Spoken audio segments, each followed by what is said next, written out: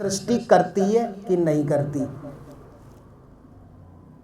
ओम केवल वो शून्य नहीं है, वो उनके ऊपर है कि मैं शून्य में रहूं। रामकृष्ण परमहंस के ऊपर है कि मैं मुक्त रहूं, रिक्त रहूं। महावीर जी के ऊपर है मैं रिक्त रहूं, मुक्त रहूं।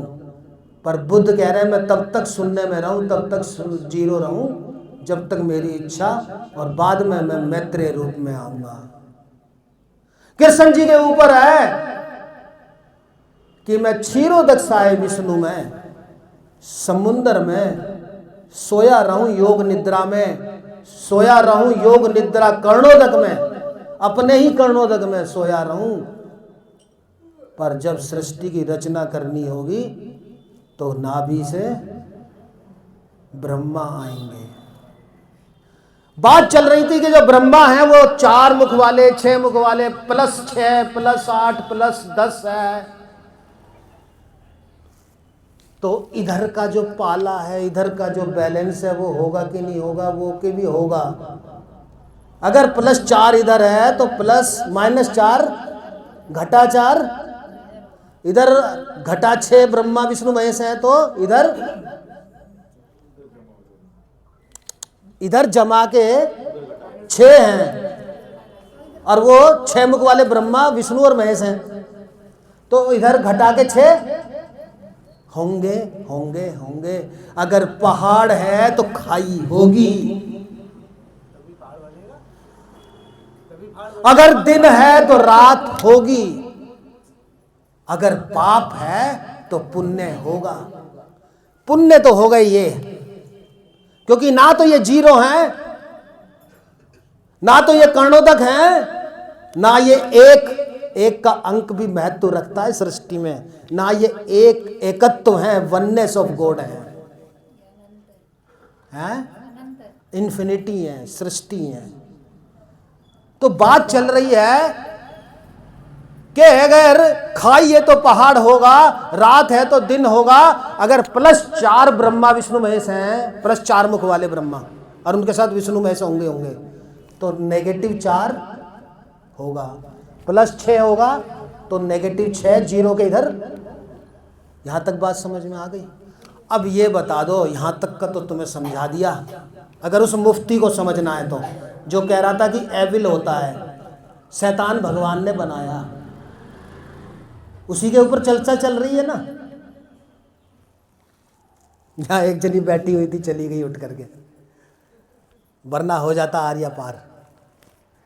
जब ये प्लस चल रहा है और यहां नेगेटिव होगा, +4 होगा, -4 होगा, -6 होगा, -8 होगा, -10 होगा, -20 होगा। इतना तो कह दिया तुमने। तो ये नेगेटिव क्या है? इधर तो चलो ब्रह्मा विष्णु महेश की इन्फिनिटी चलती जा रही है। ये -2, -4, -5, -6, -7, 8, ये क्या है? ये कौन है? नहीं, वो तो मैं बता चुका कि फिर रात है तो दिन होगा, हंसना है तो रोना होगा। ये क्या है?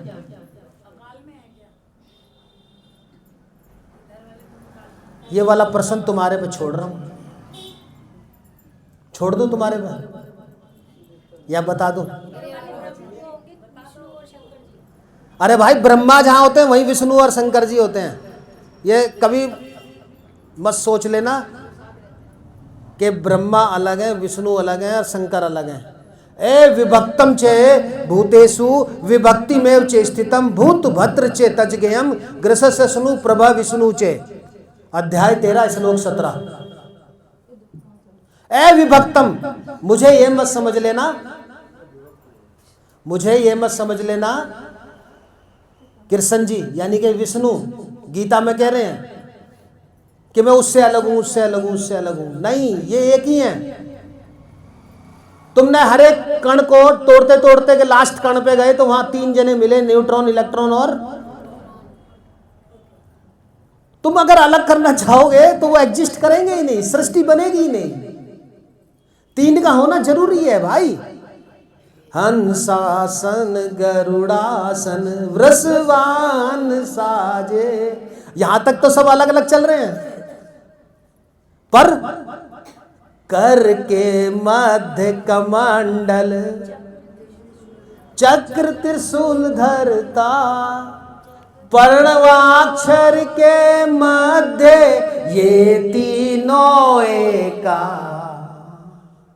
एक आ गया। ए विभक्तम च भूतेषु विभक्ति में च स्थितम। हम तीन में दिखाई दे रहे हैं, ब्रह्मा विष्णु महेश, ब्रह्मा विष्णु महेश, ब्रह्मा विष्णु महेश। परंतु ए विभक्तम, मैंने वो दिखलाया था ना चित्र, जिसमें पेड़ ऊपर से, पेड़ उल्टा है, नीचे आके तीन भागों में बट गया, और फिर उन तीन से भी टहनियां अलग अलग निकल गई, सृष्टियां अलग अलग निकल गई। अध्याय 15 श्लोक 1। और यहां क्या कह रहे हैं परमात्मा? अध्याय 13 श्लोक 17 में, ए विभक्तम च भूतेषु विभक्ति में च स्थितम।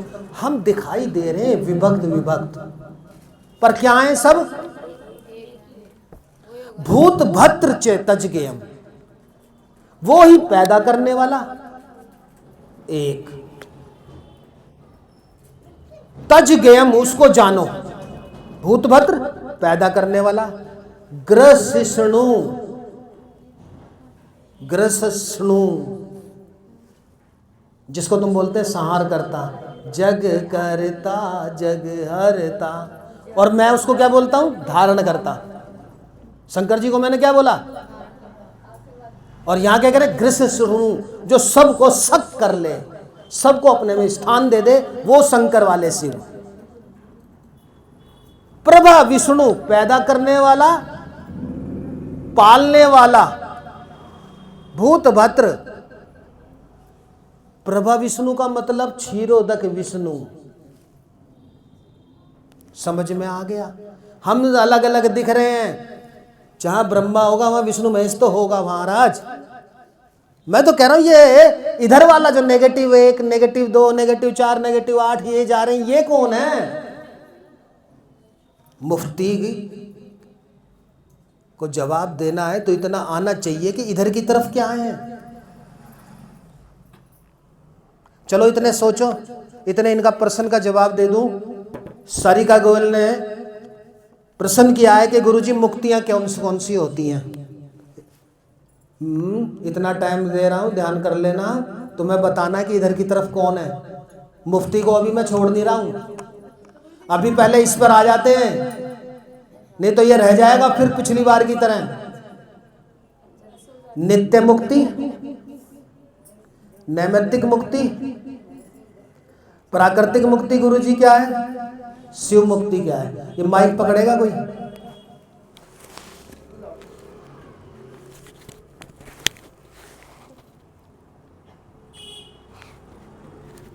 हाँ जी बताओ, पहले भी मैंने इसके बारे में बताया था। जैन साहब आप पानी पी लो। मेरा थोड़ा क्या है ना, सत्संग भाई दिमाग लगाने वाला होता है। अब सत्यपाल जी तो कह रहे थे कथा सुनाओ, सुनाऊंगा भी कथा। हो सकता है इसी में कोई कथा आ जाए तो मैं हो सकता है उसी को सुना दूं। क्या मैं कुमार की ना बड़ा कथा सुनता हूँ बड़े चाव से। कोई कुमार है, उसकी कथा बड़ी अच्छी लगती है मेरे को। अब मैं उस दिन गुस्सा हो गया सत्यपाल जी पे, बेचारे सही कह रहे हैं, कथा बड़ी आसान है ना, दिमाग नहीं लगाना पड़ता। जो लिखा हुआ है रामायण में वही आज भाई बोल दो।